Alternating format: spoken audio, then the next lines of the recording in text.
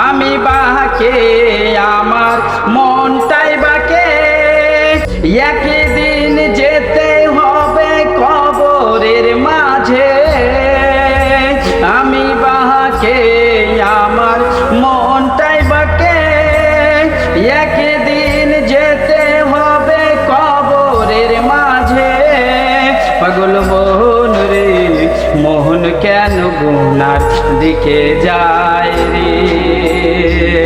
মুসলমান শুনে নাও মনকে বুঝাও নামাজের দিকে মনকে অগ্রসর করাও।